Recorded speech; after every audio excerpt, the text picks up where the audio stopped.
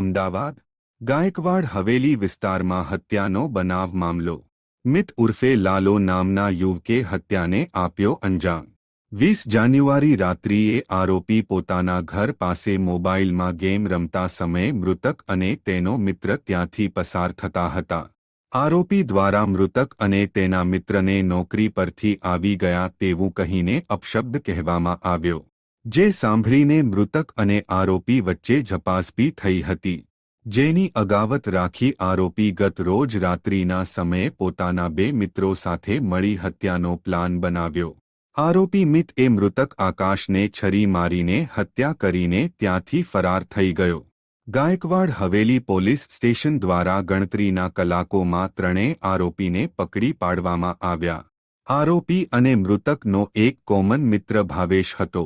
ભાવેશ અને મરંજનાર નોકરીથી ઘરે ફરતા આરોપી મિત સાથે ઝપાઝપી થઈ હતી તે દિવસની અગાવત રાખીને હત્યાને અંજામ આપવામાં આવે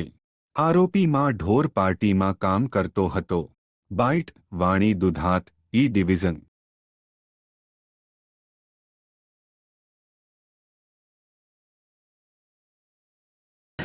ગઈકાલે ગાયકવાડ હવેલી પોલીસ સ્ટેશનમાં એક હત્યાનો ગુનો દાખલ થયો હતો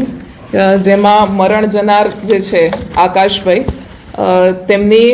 હત્યા 3 આરોપીઓએ કરી હતી મીત ઉર્ફે લાલો સાહિલ અમજદખાન પઠાણ અને સોહિલ ઇદ્રીશભાઈ નિરાશી એમાં મુખ્ય હત્યા કરનાર મીત ઉર્ફે લાલો છે બંને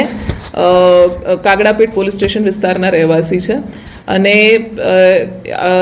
આકાશની હત્યા મીત દ્વારા છરી મારીને કરવામાં આવી હતી આ હત્યાની ઘટના અલંકાર ડ્રાઇવિંગ સ્કૂલ રાયખડ ખાતે બનવા પામેલ હતી અને જેવી આ ઘટનાની જાણકારી પોલીસને મળી એવી તાત્કાલિક ગાયકવાડ હવેલી પોલીસે સ્થળ ઉપર પહોંચી ક્રાઇમ સીન સિક્યોર કરી ગણતરીના કલાકોમાં જ આરોપીઓને પકડી લીધા હતા અને હોસ્પિટલ પહોંચતા સુધીમાં આકાશ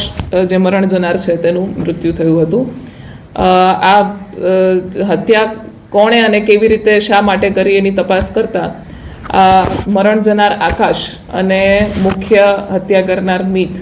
એ બંનેનો એક કોમન ફ્રેન્ડ હતો ભાવેશ અને આકાશ તારીખ 20 જાન્યુઆરી એટલે કે બનાવના આગલા દિવસે પોતાના કામેથી ઘરે પાછા આવતા હતા એ દરમિયાન ભાવેશ અને આરોપી એમની વચ્ચે કોઈક બોલાચાલી થઈ હશે એમાં આકાશે પણ જે આરોપી છે મીત એની સાથે ઝપાઝપી અને બોલાચાલી કરી હતી એ બંનેનો ઝઘડો થયો હતો અને એની અદાવત રાખીને આ જે આરોપી છે મીત એણે આકાશનું તારીખ 21 જાન્યુઆરી એટલે કે ગઈકાલે મર્ડર કરી નાખ્યું છે